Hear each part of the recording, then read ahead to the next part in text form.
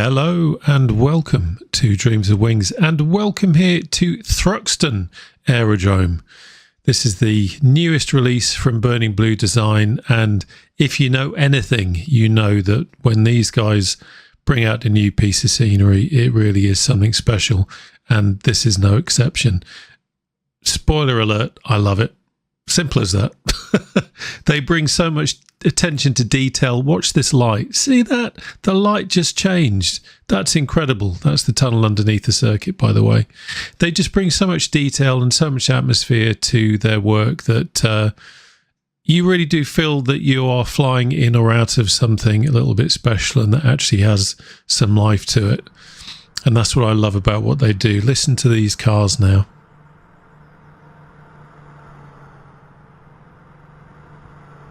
So they've actually added sound to the AI cars going around the circuit as well, just to add some atmosphere, and that's what it's all about. And that's why I love what they do. Anyway, I'm going to read straight from their website about what this airfield, aerodrome, airport, call it what you will. It's not an airport. What am I saying? It's not an airport. Good God. You don't come here to fly to Spain or go on a business trip to Las Vegas. You come here to race cars and do general aviation. Anyway, I'll read you what it says, because they prepared these words. They put a lot of thought into it. I'm not going to butcher that. So, Thruxton Aerodrome has a rich history dating back to its establishment in 1917 as a military airfield for the Royal Flying Corps during World War I.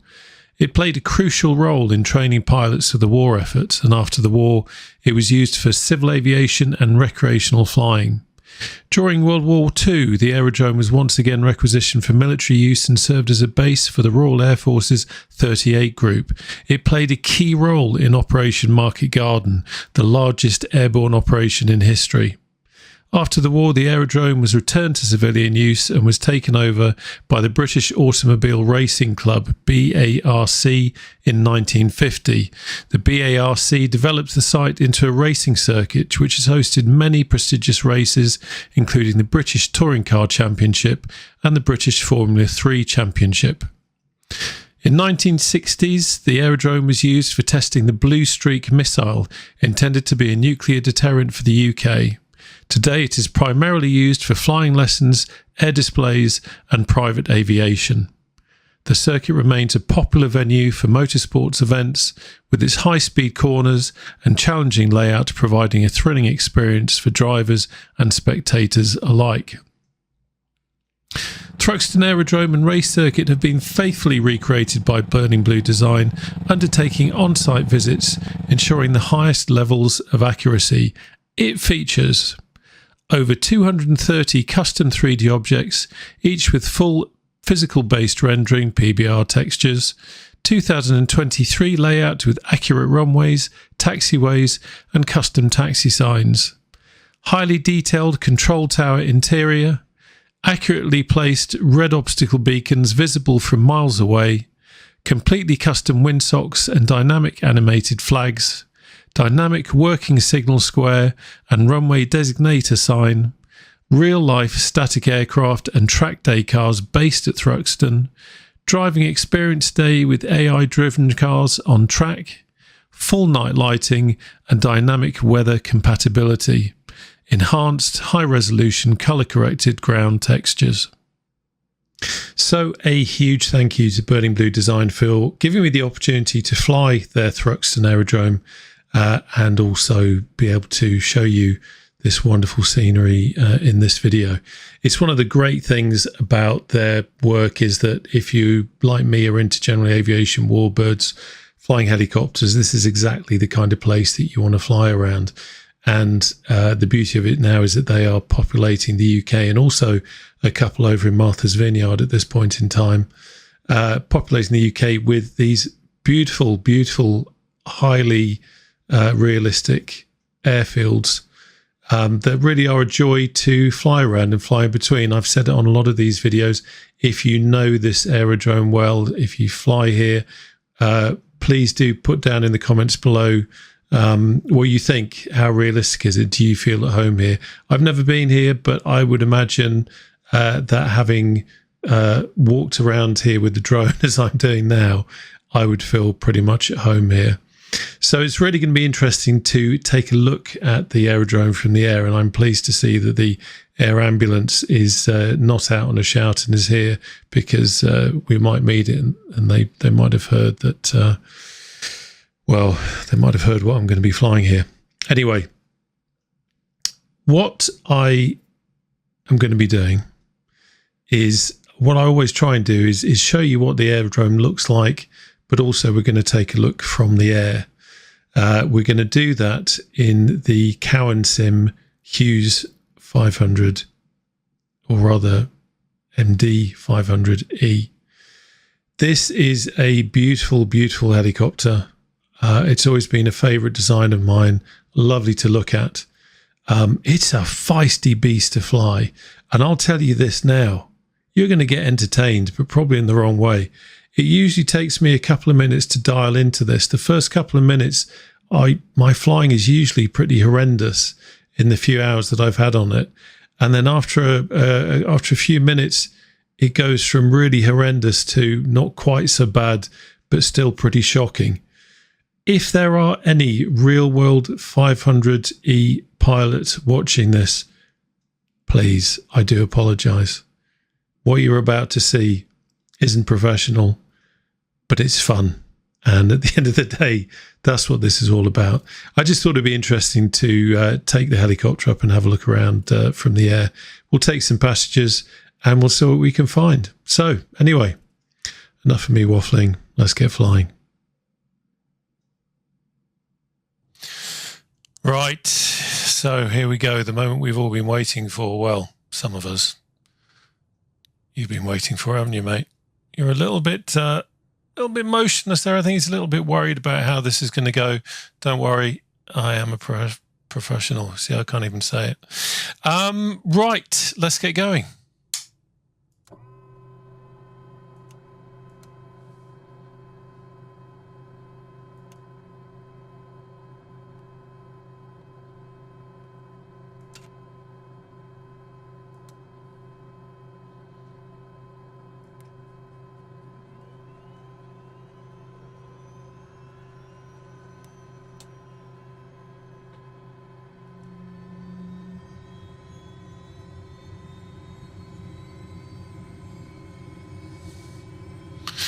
Everything's looking good.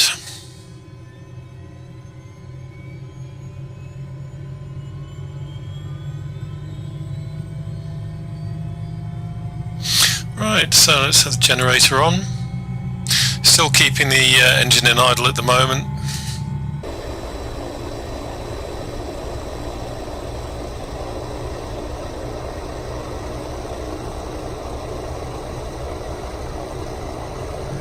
You may be wondering why the pilot is attired in a slightly different way to the passenger as well.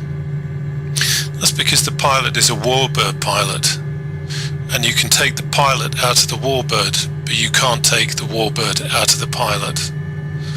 And by God, there are standards of dress, and we're going to stick to them. And also, it means that they can't see my sweaty brow, slightly terrified eyes as I try and fly this thing, so it works all round, doesn't it? Right, so we've got avionics on and everything. We're not going to be worrying about this because of the kind of flying that we're going to be doing. We're certainly not going to be using GPS. We're certainly not going to be talking to air traffic control because, well, they wouldn't want to talk to us right now. So let's open up the throttle.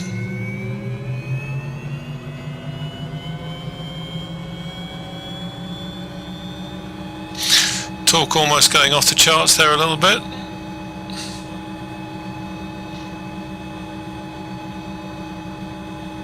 And coming back down again. Not quite sure why it does that. It seems to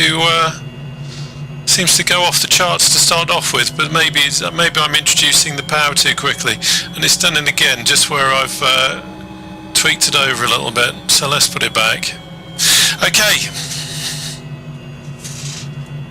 Right, is everything looking good? everything's on, everything is where it should be. Right, here we go.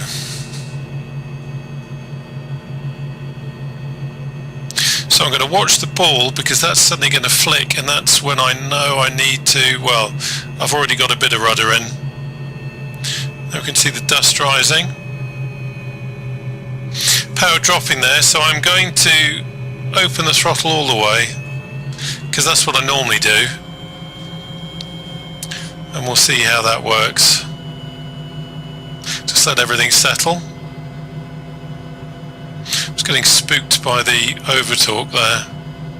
Right, there's the ball, and let's concentrate.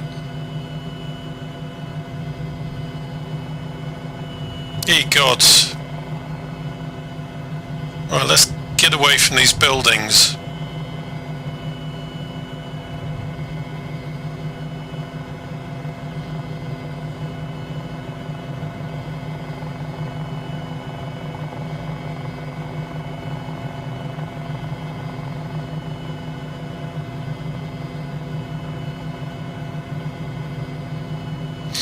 Right. So just in case anyone was wondering, that's not how to fly a helicopter.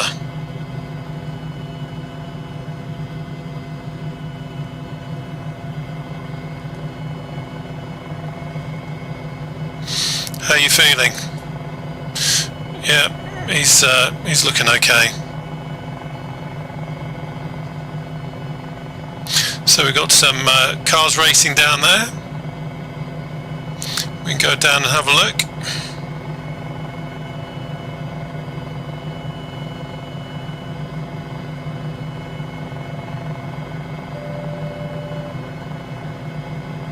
That was just the radar altimeter going off.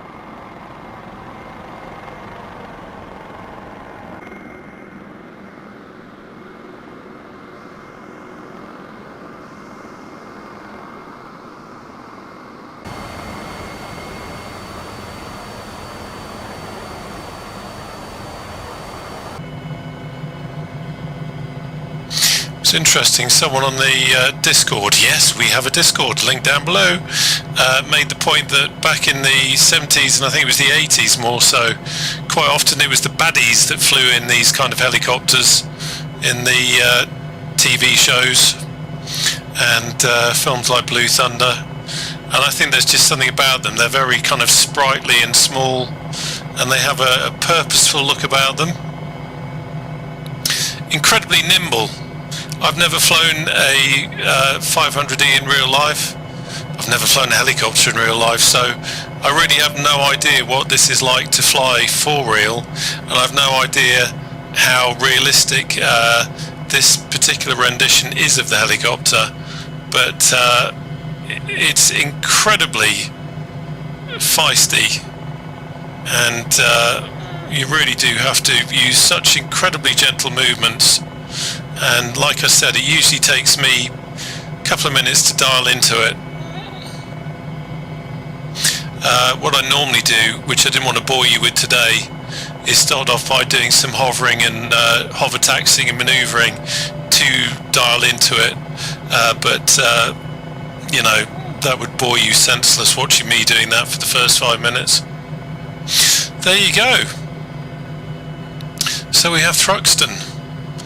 From the helicopter. You feeling sick at all, mate? No? No, he's not looking pale or anything like that, so I think we're okay to carry on. So using Rex AccuSeason for the trees outside of the scenery, that's why you're seeing a slight difference between the trees on the outside of the scenery and the trees that are kind of built into it, I guess.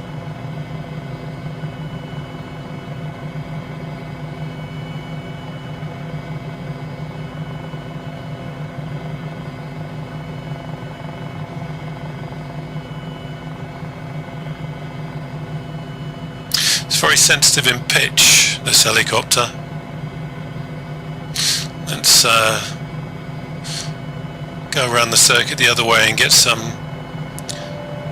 dynamic footage of the racing cars. You can actually strap a camera to this helicopter and fly with that additional weight, but there we go. I don't have it on.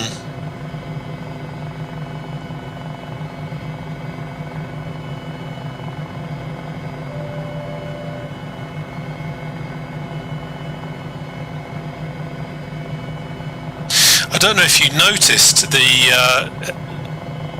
motorbike in the video just before, but it's an incredible addition. I don't think I've ever seen a helicopter in Microsoft Flight Simulator. It's a helicopter motorbike, and it even leans into the corners. Go and say hello to him. Yeah, not too close. Right, okay. Have you had enough? I think he's had enough. Let's try and land.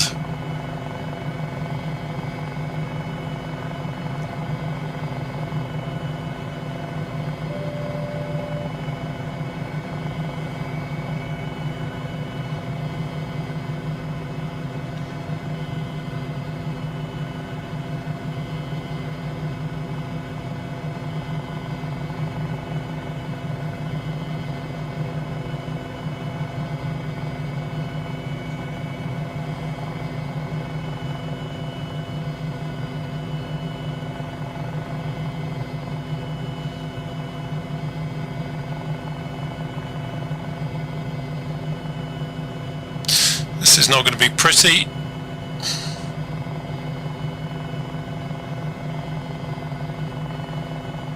I have got multiplayer on as well, so there's every chance that someone might suddenly appear.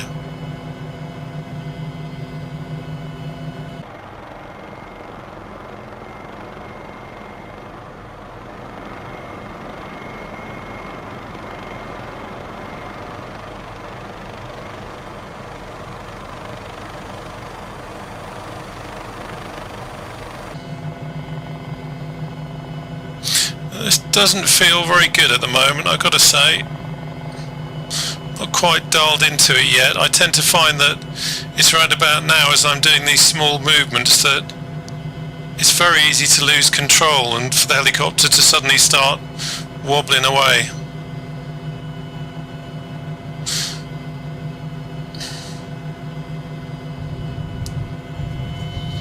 Well, that's pretty crap, isn't it? Pointing the wrong way. Look, even he's laughing. Right, let's just try and manoeuvre it a bit better. We can do better than that. There we go. So what do you think? Do you want to do that again? No, I don't think so. He doesn't look very happy, does he?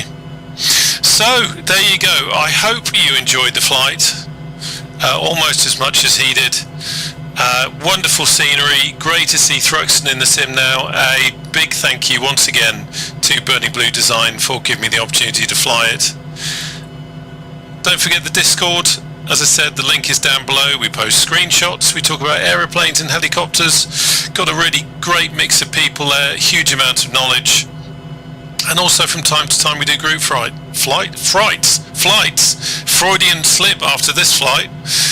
Anyway, yeah. Come along and say hello. It'd be good to see you. Anyway, thank you once again for watching this video, and I look forward to seeing you on the channel again soon. Take care now. Bye bye.